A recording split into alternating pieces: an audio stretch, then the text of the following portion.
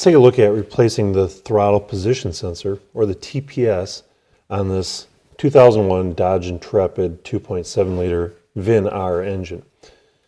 Now, the throttle position sensor is located back here on the throttle body. Now you'll see that there's some corrosion on the heads of the screws here. Now I'm going to use my T25 to attempt to get these out. But again, they're threaded into this aluminum throttle body, and quite often they put Loctite on these from the factory. So it's not that uncommon to actually snap these off. So good news is our kit came with some new ones, but hopefully we're not going to need the new ones. I'm not a big fan of drilling out broken bolts here. If that's the case, we're going to have to remove the throttle body and do some drilling and additional machine work there. But first off, let me pinch the tab and remove the electrical connector. And I kind of set that off to the side. Then I will take my T25 torx bit along with my 1/4" ratchet here.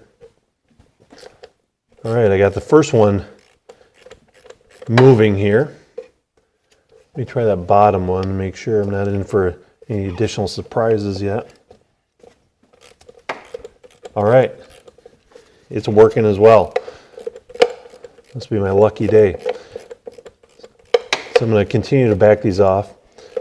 But it's a good idea to inspect the wiring, and before replacing the TPS on any vehicle, especially one like this where it's a potentiometer, we want to verify that we've got our 5-volt reference going to it, make sure we've got our ground signal, and then this is essentially a variable resistor. So depending on where the throttle is placed, the resistance level will be different, and sending a varied voltage back to the powertrain control module. Now, some newer vehicles use a different style TPS in which it'll have a Hall effect sensor and more of a digital signal.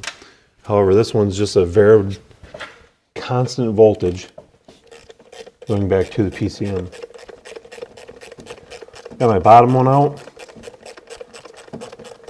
Continue getting this top one out.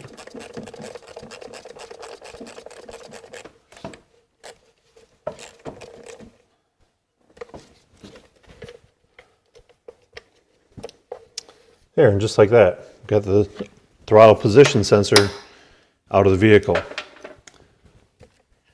Now inside here, we've got the throttle blade. So as I move the throttle,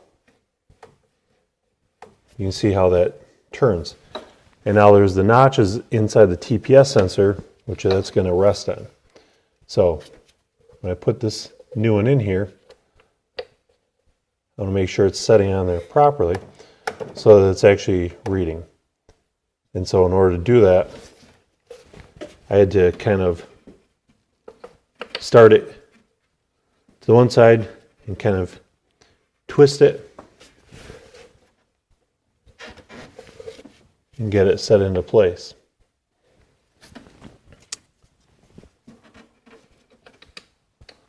Once I've got it into place, I will take my new screws or bolts or whatever type of hardware you want to call it and thread those into place by hand.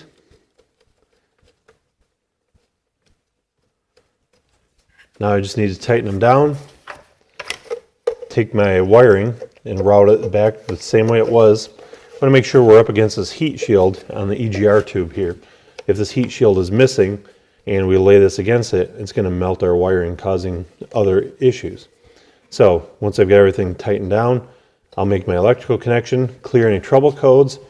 Then if a scan tool is available, I want to do a throttle sweep with the key on engine off. Make sure that it goes from about 0.5 volt up to about 4.5 volts, a wide open throttle, indicating that my new TPS is operating properly.